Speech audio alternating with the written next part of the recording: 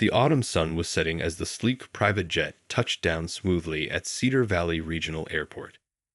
The golden light caught the polished surface of the aircraft, making it gleam like a jewel against the backdrop of the Tennessee mountains. In the cockpit, the owner of Thompson Aviation Group checked his instruments one final time before bringing his prized Gulfstream to a perfect stop.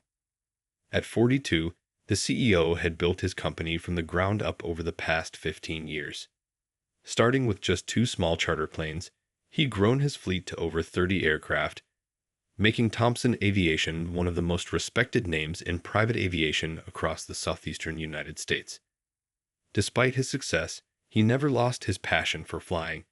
It was in his blood, passed down from his grandfather, who'd been one of the Tuskegee Airmen. Today had been a particularly good day.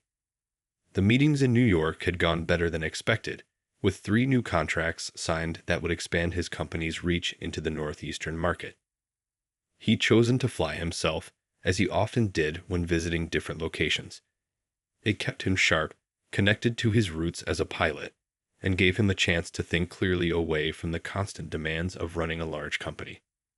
Stepping out of the cockpit, he adjusted his navy polo shirt and ran a hand over his close-cropped hair. He always preferred comfortable, practical clothing over suits when flying, something his business partners had come to accept and even respect about him.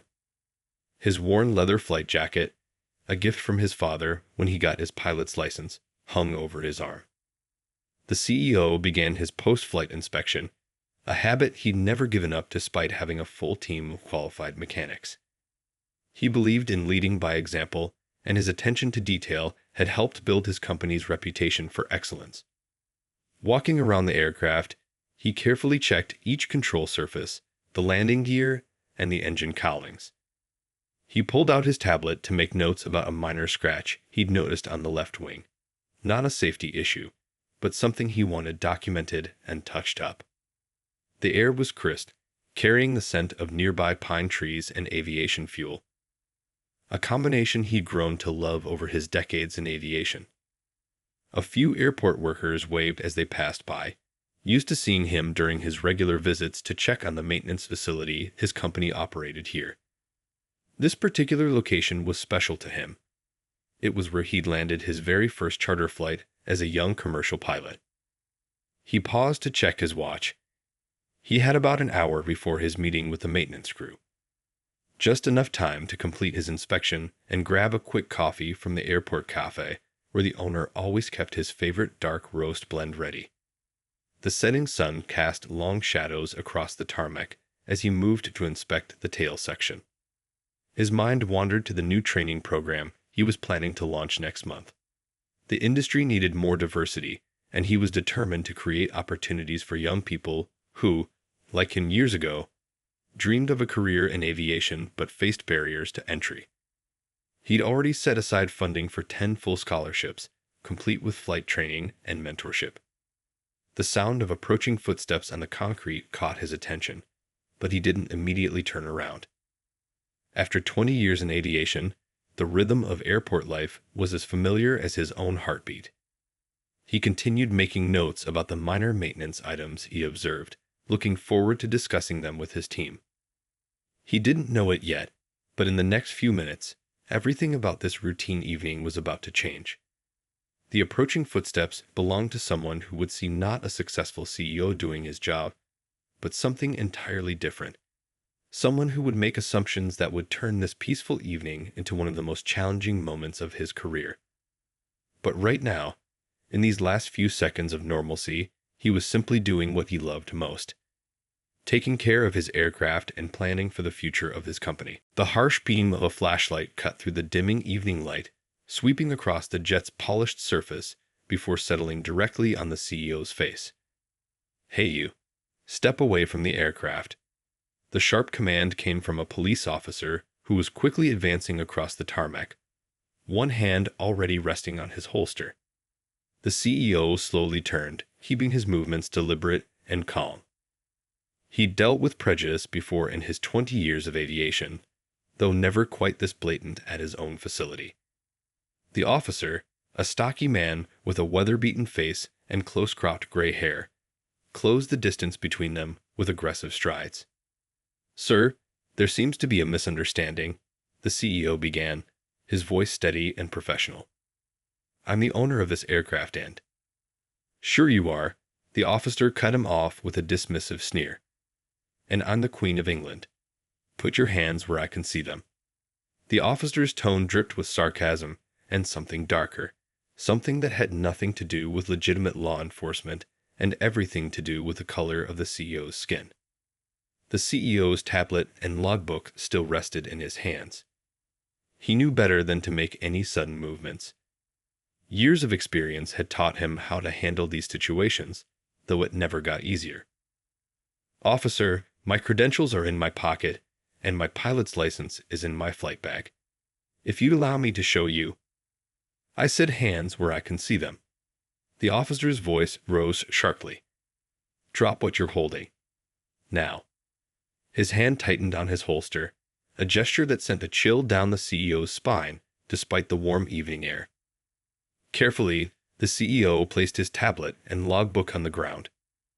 His mind raced through protocols and procedures. He knew he was completely within his rights, but he also knew that rights didn't always matter in moments like these. The security cameras around the airfield were recording everything, a small comfort in an increasingly tense situation. 2 more patrol cars pulled up, their lights flashing across the dark tarmac.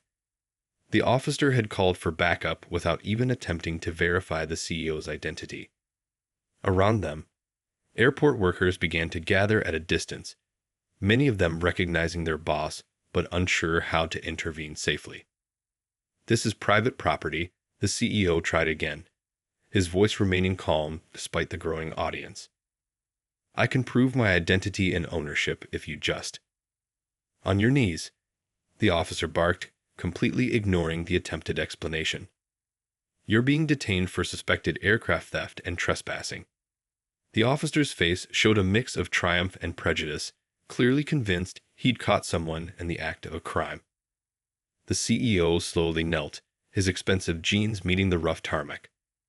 20 years of building a successful aviation company, thousands of flight hours, dozens of aircraft owned, and here he was, being treated like a criminal at his own facility. The irony might have been amusing if it wasn't so infuriating. The officer roughly grabbed his arms, cuffing them behind his back with unnecessary force. "You people think you can just walk around anywhere these days," he muttered, just loud enough for the CEO to hear. The words stung, but the CEO maintained his composure, knowing that his response in these next few moments would be crucial.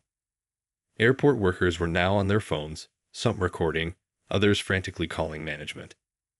The CEO could see his own employees watching in horror, their faces illuminated by the patrol car's flashing lights. He gave them a small nod, silently communicating that he was okay and asking them to let this play out. The officer began reading him his rights, his voice carrying across the now silent tarmac. The CEO closed his eyes briefly, centering himself. He knew what was coming next, the moment when everything would turn around, when the truth would become undeniable. But for now, he had to endure this indignity with the same grace and strength that had helped him build his company from nothing. As the officer led him toward a patrol car, the CEO caught his reflection in the jet's polished surface. Even in handcuffs, he held himself with dignity, knowing that this moment would soon become a powerful testimony to the prejudices that still existed in aviation and in society at large. The next few minutes would change everything, not just for him, but for everyone watching this scene unfold. Things went from bad to worse in the next few minutes. As the CEO sat handcuffed in the back of the patrol car, he watched through the window as the officer began to investigate the aircraft. The officer's investigations consisted mainly of taking photos while wearing a self-satisfied smirk, clearly convinced he'd caught someone in the middle of a major crime. "I need to reach for my phone," the CEO called out calmly through the slightly opened window. "It's in my right pocket. One call to the airport manager will clear this up." His voice remained steady, though his patience was being tested like never before. The officer spun around, his face twisted with suspicion. Oh, sure. Call your accomplices, right? He made air quotes with his fingers, his tone dripping with sarcasm. Nice try, but you're not touching any phone until we sort this out at the station. By now, a small crowd had gathered at a safe distance. Among them were several of the CEO's employees, their faces showing a mix of anger and helplessness. Some had their phones out, recording everything. The CEO caught their eyes and gave a slight shake of his head, a silent request for them to stay calm and let this play out. Inside the patrol car, the CEO took slow, deep breaths. The handcuffs were uncomfortably tight, digging into his wrists. Through the windshield, he could see his beautiful jet, the one he'd personally piloted for hundreds of hours, the one he'd just flown back from a successful business meeting in New York. Now it was being treated like stolen property. The officer was strutting around the aircraft, taking more pictures and talking into his radio. "Yeah, we've got a suspected aircraft theft in progress," he was saying, his voice carrying across the quiet tarmac. Subject was caught inspecting the aircraft, probably looking for a way to steal it. It's one of those fancy private jets. Must be worth millions. The irony of those words would have been funny if the situation wasn't so serious. The CEO watched as the officer reached for the aircraft's door handle, and he couldn't help himself. "That's a $10 million aircraft," he called out. "If you damage anything, you'll be hearing from my lawyers." The officer's head snapped around, his face reddening. "Are you threatening me?" he demanded, storming back to the patrol car. "You're in no position to make threats, buddy."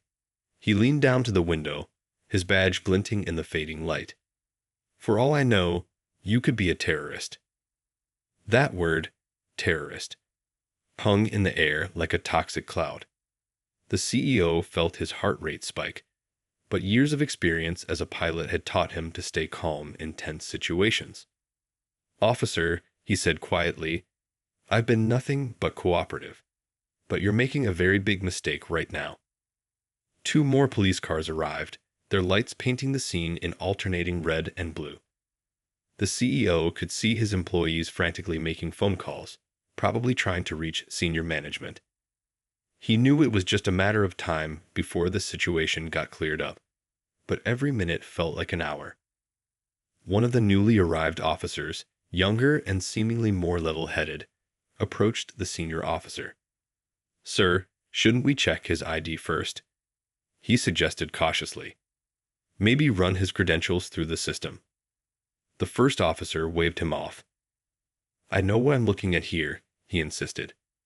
"This is an open and shut case of attempted aircraft theft.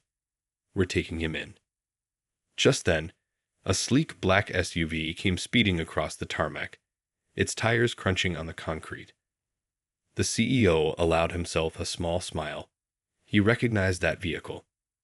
Help was finally arriving, but the next few moments would prove crucial in how this situation played out. Through it all, the CEO maintained his composure, even as his wrists ached from the handcuffs and his pride stung from the humiliation. He'd faced discrimination before, but never this blatant, never this public. As he watched the SUV approach, he was already thinking about how to turn this terrible experience into something positive. A teaching moment, a catalyst for change. The officer was still talking, still making assumptions, still completely unaware that his world was about to be turned upside down. The CEO took another deep breath, knowing that what happened next would be remembered for a long time to come, not just by him, but by everyone watching this scene unfold. The black SUV screeched to a halt, and out stepped the airport manager, a petite woman in her 50s wearing a blazer with her airport ID badge prominently displayed. Her face was a mask of controlled fury as she took in the scene before her. One of her most important business partners handcuffed in the back of a police car. "What on earth is going on here?" she demanded, her heels clicking against the tarmac as she approached. The first officer turned to face her, his hand instinctively moving to rest on his holster again. "Ma'am, this is a police matter. Please step back." The airport manager pulled out a thick folder from her briefcase. "No, This is a massive mistake that you're about to regret. She opened the folder, pulling out document after document. This man you've handcuffed. He owns this entire aviation company. That jet you're treating like stolen property. He flew it here himself, as he's done hundreds of times before. The officer's face began to change as she held up the documentation. Aircraft registration papers, company ownership documents, pilot licenses, and maintenance records. This is impossible, he muttered, but his voice had lost its earlier confidence. He was suspicious, lurking around the aircraft. Lurking? The airport manager's voice could have cut steel. He was doing a standard post-flight inspection of his own aircraft, something every responsible pilot does. Something he's been doing at this airport for the past 15 years. From the patrol car, the CEO watched the scene unfold. Security cameras were still recording everything, their red lights blinking steadily in the growing darkness. He knew this footage would be important later, not for revenge, but for education and change. The younger officer who had suggested checking ID earlier stepped forward to examine the documents. His face grew increasingly pale as he flipped through them. "Sir," he said to his superior, "these all check out. The aircraft registration matches. The company ownership papers are legitimate. And," he swallowed hard, "the photo ID matches the man we have in custody." The first officer's face had turned from red to ashen. The CEO could see the exact moment when reality finally hit him. He hadn't caught a criminal or prevented a theft. Instead, he'd handcuffed the owner of one of the largest private aviation companies in the Southeast based on nothing but prejudice. "Get these handcuffs off him. Now," the airport manager ordered, her voice ringing across the tarmac. The younger officer quickly moved to the patrol car, his hands slightly shaking as he unlocked the handcuffs. The CEO stepped out, rubbing his sore wrists but maintaining his dignified composure. Airport employees had begun to drift closer, many still recording on their phones. The CEO straightened his shirt and looked directly at the first officer, who was now struggling to find words. There must have been some misunderstanding," the officer stammered. "No," the CEO replied calmly, his voice carrying clearly in the evening air. "There was no misunderstanding. You saw exactly what you wanted to see, and you made assumptions that could have had serious consequences." He turned to the airport manager. "I'll need copies of all security footage from the last hour." The first officer's face went through a range of emotions: embarrassment, fear, and finally, the dawning realization of just how badly he had mishandled the situation. His shoulders slumped as he watched the CEO pick up his tablet and logbook from where they still lay on the ground. Other police officers on the scene were now backing away, clearly wanting to distance themselves from their colleagues' actions. The CEO pulled out his phone, the one he'd been prevented from accessing earlier, and made a quick call. "Yes, legal department. I need you to pull all security footage from Cedar Valley Regional Airport, starting from," he checked his watch, "approximately 45 minutes ago." The sun had fully set now, and the aircraft's white paint gleamed under the airfield lights. The CEO walked back to his jet, resuming his inspection exactly where he'd been interrupted. But everyone watching knew that this wasn't over. This was just the beginning of what would become a much bigger story about prejudice, power, and the need for change in law enforcement. The next morning, the CEO sat in his office overlooking the airport runway, reviewing the security footage from the previous evening. The video was crystal clear, every moment of the confrontation captured in high definition. His assistant had already received dozens of calls from news outlets, all eager to hear about the incident that had quickly gone viral through social media. "The police chief is on line 1. His assistant's voice came through the intercom. "He says it's urgent." Of course it was urgent. The videos taken by employees had already racked up millions of views overnight. #Aviation while black was trending, and the story was spreading like wildfire. The CEO took a deep breath before picking up the phone. The police chief's voice was apologetic, almost pleading. "We want to handle this internally," the chief said. "Officer Reynolds has been placed on administrative leave pending a full investigation. Perhaps we could meet to discuss how to move forward." Move forward. The CEO's voice remained calm but firm. "Chief, your officer didn't just make a mistake. He revealed a systemic problem that needs to be addressed." He paused, looking out his window at the morning sun glinting off his aircraft, the same one he'd been accused of trying to steal. "I'm not interested in sweeping this under the rug." After hanging up, he turned to his computer and began typing. His company's response needed to be measured but impactful. This wasn't about revenge or public shaming. It was about creating meaningful change. His phone buzzed constantly with messages of support from other aviation industry leaders.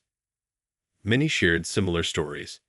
Accomplished pilots and aviation professionals who'd faced discrimination despite their credentials. Each message strengthened his resolve to turn this incident into something positive. The office door opened, and his legal team entered with stacks of papers.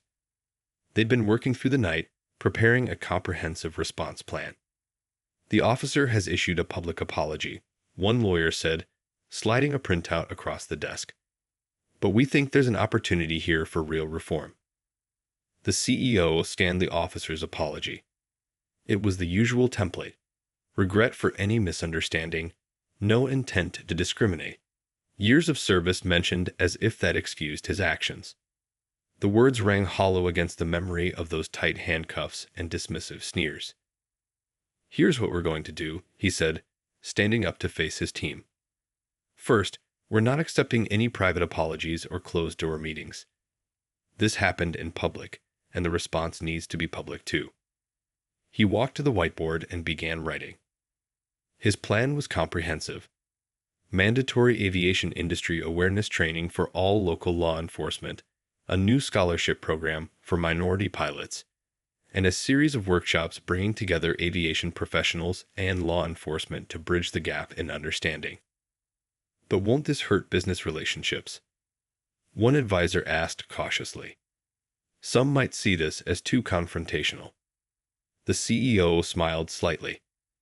"Anyone who thinks addressing discrimination is bad for business isn't someone I want to do business with." He looked around the room at his team. "We're not just an aviation company. We're leaders in this industry. It's time we acted like it." As if to emphasize his point, another private jet landed on the runway below his window. This was what he'd built over 15 years. A successful company that served clients of all backgrounds. He wouldn't let one officer's prejudice overshadow that success, but he would use this incident to push for change. The local news vans were already gathering at the airport entrance. Soon, he would need to make a statement. But first, he picked up his phone one more time and called the airport manager who had come to his aid the previous evening. "I need your help with something," he said. "We're going to create a training program that ensures this never happens to anyone else." Looking out at his jet gleaming in the morning sun, he felt a renewed sense of purpose. Yesterday's humiliation was transforming into today's motivation. This wasn't just about one incident or one officer anymore. It was about making sure the next generation of aviation professionals would face fewer barriers and better understanding. His assistant buzzed again. "Sir, the press is ready whenever you are." He straightened his tie and gathered his notes. It was time to turn this moment of injustice into a catalyst for change. The aviation industry was about to get a wake-up call, and he was ready to deliver it. The press conference room was packed with reporters, cameras flashing like stars in a small universe. The CEO stood at the podium, his presence commanding attention without saying a word. He'd chosen to hold this meeting in front of his private jet, the very aircraft that had been at the center of yesterday's incident. "Yesterday," he began, his voice clear and steady, "I was handcuffed and treated like a criminal for inspecting my own aircraft." He paused, letting those words sink in. "But I'm not here to talk about what happened to me. I'm here to talk about what happens next." The reporters leaned forward, pens poised over notepads. They'd expected anger, outrage, maybe even calls for the officer's dismissal. Instead, they were witnessing something different, a leader turning a negative experience into an opportunity for change. I've been in aviation for over 2 decades, he continued. I've built this company from the ground up, trained countless pilots, and managed a fleet of aircraft. But yesterday, none of that mattered. All that mattered was what someone saw when they looked at me. He pulled out a folder and held it up. This morning, I received an official apology from the police department. They've offered to handle this matter privately. The room was silent now, hanging on his every word. I rejected that offer, because private apologies don't create public change. A reporter raised their hand. Are you planning to file a lawsuit? The CEO shook his head. No. Instead, I'm announcing 3 new initiatives that will do more than any lawsuit could. He gestured to his team, who began distributing press packages to the journalists. First, Thompson Aviation is establishing a $1 million scholarship fund for minority students interested in aviation careers. This fund will cover flight training, certifications, and mentorship programs. The sound of furious scribbling filled the room. The CEO continued, Second, we're partnering with law enforcement agencies across the state to create a comprehensive training program. This program will help officers understand aviation protocols, pilot verification procedures, and most importantly, their own unconscious biases. He paused again, taking a sip of water. The cameras continued clicking, capturing every moment. And finally, we're launching a nationwide awareness campaign. We'll be sharing stories from aviation professionals of all backgrounds, highlighting the diversity that makes our industry strong. Another reporter stood up. What about the officer involved? Do you want him fired? The CEO's response was measured. What I want is for him to learn. He's been invited to be one of the first participants in our new training program. Whether he accepts that invitation is up to him. The jet behind him gleamed in the morning sun, its polished surface reflecting the camera's flashes. Yesterday, someone looked at me and saw a threat. They looked at this aircraft and saw something that needed to be protected from me, not knowing I was the one who needed to protect it. He gestured to his team, standing proudly behind him. But look at us now. Look at how we're responding. Not with anger, but with action. Not with revenge, but with reform. The questions continued, but the CEO maintained his composure, addressing each one with thoughtful responses. When asked if he was afraid the stance might hurt his business, he smiled. Our business is about connecting people, about lifting them up, literally and figuratively. If standing up for what's right hurts that, then we're in the wrong business. As the press conference wound down, his phone buzzed with messages of support from industry leaders across the country. Many were pledging to join his initiatives, turning one incident into a movement for change. The last question came from a young reporter in the back. Sir, what would you say to other professionals who faced similar discrimination? The CEO straightened his shoulders. I would tell them what my father told me. Don't let anyone clip your wings. Use them to rise above, to show others the way forward. He looked directly into the cameras. And most importantly, when you make it to the top, send the elevator back down for others. As the reporters filed out, the CEO stayed behind, looking up at his aircraft. Yesterday, it had been the scene of his humiliation. Today, it was the backdrop for something much more powerful, the beginning of real change in an industry he loved. 3 weeks after the incident, changes were already taking shape at Cedar Valley Regional Airport. The CEO sat in his office, reviewing applications for the new scholarship program. The stack of folders on his desk told stories of dreams and determination. Young people who saw themselves in the headlines about his experience and dared to imagine a future in aviation. His phone buzzed with a text from the airport manager. You need to see this, it read, followed by a link to a local news article. The police officer who had handcuffed him had written an open letter to the community. For a moment, the CEO's finger hovered over the link, memories of that evening still fresh in his mind. The letter wasn't what he expected. The officer wrote about growing up in a small town, about never questioning his own biases until that night. He described the shame of realizing his mistake, not just in the moment, but in his whole approach to law enforcement. Most surprisingly, he had enrolled himself in the new Aviation Awareness Program. Looking out his office window, the CEO could see a training session in progress. A group of police officers stood near a private jet, listening intently as a pilot explained standard procedures. Some were taking notes, others asking questions. It was a small step, but an important one. His assistant knocked on the door. "Sir, the first group of scholarship applicants is here for their interviews." The CEO smiled, straightening his tie. These meetings meant more to him than any business deal.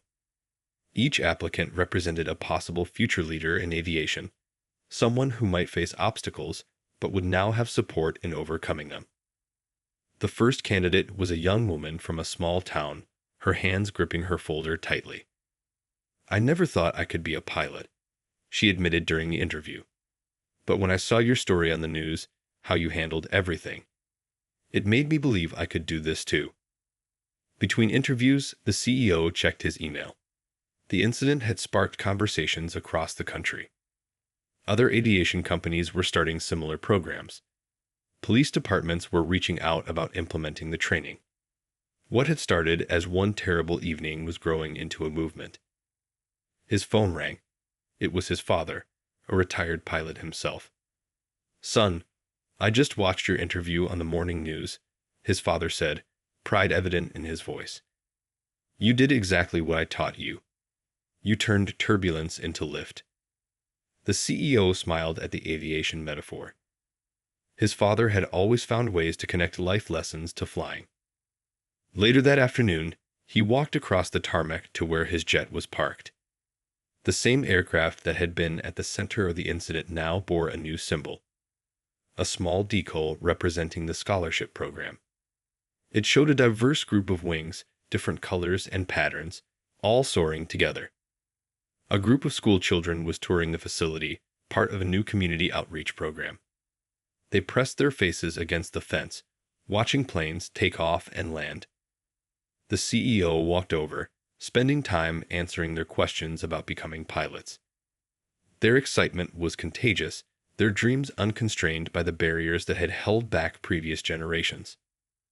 Back in his office, he received an unexpected visitor, the young police officer who had suggested checking his ID that night. The officer had volunteered to help coordinate between law enforcement and the aviation community. "I want to be part of the solution," he explained simply. The CEO's calendar was full of speaking engagements at police academies, aviation schools, and industry conferences. But he made sure to keep flying regularly, never wanting to lose touch with what had drawn him to aviation in the first place: the freedom and peace found at 30,000 feet. As the sun set over the airport, casting long shadows across the tarmac, the CEO reviewed the day's achievements. The scholarship program had received hundreds of applications. The training programs were expanding to other states.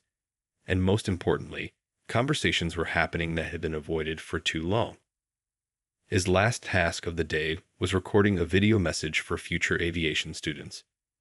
"Remember," he said into the camera, "the sky doesn't care who you are or what you look like. Up there, the only thing that matters is your ability, your dedication, and your dream. Don't let anyone tell you the sky isn't yours to claim." 6 months had passed since that fateful evening on the tarmac. The CEO stood at the podium during the first graduation ceremony of the scholarship program. 20 bright-eyed graduates sat before him, each wearing pilot wings pinned to their chest. Among them was the young woman from the small town who had been one of his first interviewees. The hangar had been transformed for the occasion. Aircraft had been pushed to the sides, making room for rows of chairs filled with proud families. Banners celebrating the graduates hung from the ceiling, and through the open hangar doors, the setting sun painted the sky in brilliant oranges and pinks. "When we started this program, the CEO began, his voice carrying across the hustle crowd. People said we were being too ambitious. They said we couldn't train 20 new pilots in 6 months. He paused, looking at the graduates. Well, look at us now. The crowd broke into applause. In the front row sat some unexpected guests. Police officers who had completed the aviation awareness training, including the officer from the incident. He'd become one of the program's strongest advocates, speaking at police academies about the importance of confronting bias. But this ceremony isn't just about getting your wings, the CEO continued. It's about changing the face of aviation. Each of you represents a dream that refused to be grounded. He gestured to the wall behind him, where photos showed the graduates during their training, in simulators, studying in classrooms, making their first solo flights. One of the graduates caught his eye. A young man who had been working as a janitor at another airport, watching planes take off and land for years, never believing he could be the one in the cockpit. Now he was heading to his first job as a commercial pilot. Yesterday, I received a call from the governor's office, the CEO announced. Our training program is being adopted as a model across the state. Every law enforcement agency will now require aviation awareness training. Every airport will implement new verification procedures. More applause filled the hangar. He pulled out a small logbook, the same one he'd been holding when he was handcuffed that night. This book reminded me of something important. In aviation, we log every hour, every flight, every lesson learned. Today, you're starting your own logbooks. Fill them with more than just flight hours. Fill them with courage, determination, and the responsibility to help others follow their dreams. The graduates listened intently, many nodding in agreement. They knew their success meant more than personal achievement. They were pioneers, changing perceptions one flight at a time. And speaking of helping others, the CEO smiled. I have an announcement to make. Thanks to additional funding from industry partners, we're doubling the size of next year's program. 40 new scholarships will be available. The crowd erupted in cheers. After the ceremony, during the reception, the CEO walked among the graduates and their families. Parents hugged him with tears in their eyes, thanking him for giving their children opportunities they never thought possible. Young siblings of the graduates tugged at his sleeve, asking how they too could become pilots. The officer who had caused the incident approached him quietly. I was wrong about so many things, he said simply. Thank you for showing me a better way. The CEO shook his hand, knowing that this moment represented exactly what the program was about, transformation through understanding. Later that evening, as the crowds dispersed and the sun disappeared below the horizon, the CEO stood alone in the hangar. The graduates' fresh wings had caught the light during the ceremony, gleaming like stars. Each set of wings represented not just a trained pilot, but a story of perseverance, a barrier broken, a dream achieved. He walked to his jet, the same one that had been at the center of everything 6 months ago. Running his hand along its smooth surface, he smiled.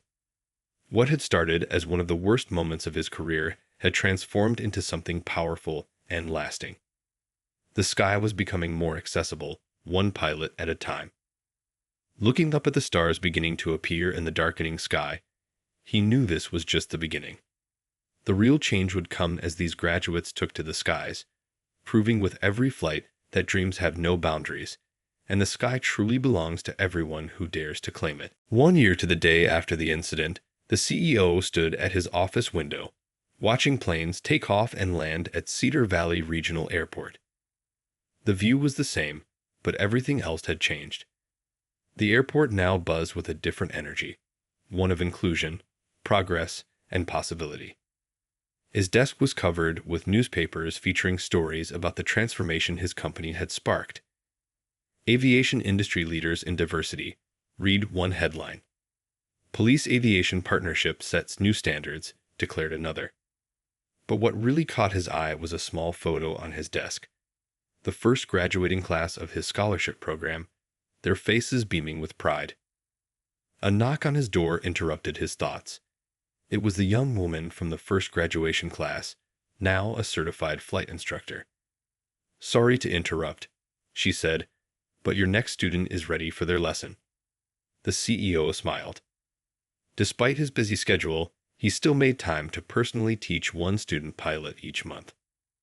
He grabbed his flight jacket, the same one he'd been wearing that fateful night, and headed to the flight line. Today's student was the son of the officer who had handcuffed him a year ago. Life had a way of writing stories that no one could predict. "I never imagined my dad would support me becoming a pilot," the young man had said during his scholarship interview. "But after what happened with you, everything changed at home. We started having real conversations about dreams and prejudices." On their walk to the training aircraft, they passed the spot where the CEO had been handcuffed. Now it was marked with a simple plaque. On this spot, an incident of injustice sparked a movement of change. The words were surrounded by the signatures of all scholarship graduates. The morning's flight lesson went smoothly. As they debriefed in the pilot's lounge, news played silently on the TV. A segment showed other aviation companies adopting similar programs across the country. What had started at Cedar Valley had spread like wildfire, changing lives far beyond their small airport. Back in his office, the CEO reviewed the latest numbers. The scholarship program had expanded to 15 states. Over 200 new pilots had earned their wings. Police departments nationwide had implemented the aviation awareness training. But the most significant change couldn't be measured in numbers. It was in the shifted mindsets, the open doors, the lifted spirits. His phone buzzed with a message from his father. "Remember when you said you wanted to change aviation?" The text read. "Well, son, you didn't just change aviation. You changed lives." Attached was a photo of his father standing with a group of young pilots at another airport, all wearing the distinctive wings of the scholarship program. The afternoon brought a special visitor, the airport manager who had helped him that night. She'd recently been promoted to oversee regional airport operations, making her one of the few women in such a senior position. "Your stand that night gave others courage to push for change too," she said during their meeting. As the day wound down, the CEO prepared for one final event. The company was hosting a dinner for the families of next year's scholarship recipients. Looking over the guest list, he noticed something remarkable. It included people from all walks of life, united by their love of aviation and their desire for change. The dinner was held in the same hangar where he'd been accused of trespassing a year ago. Now it was filled with laughter, dreams, and possibility. During his speech, he held up his pilot's license, the one he hadn't been allowed to show that night.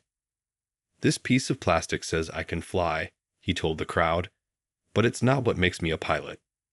What makes any of us pilots is our dedication, our skill, and our belief that the sky belongs to everyone. Never let anyone tell you differently." After the guests left, the CEO took one last walk across the tarmac. The night was clear, stars twinkling above like beacons of hope. His jet sat gleaming under the floodlights, no longer a symbol of confrontation, but of transformation. He touched the cool metal of the aircraft's surface, remembering everything that had happened in the past year. Sometimes the worst moments in life became the catalyst for the best changes.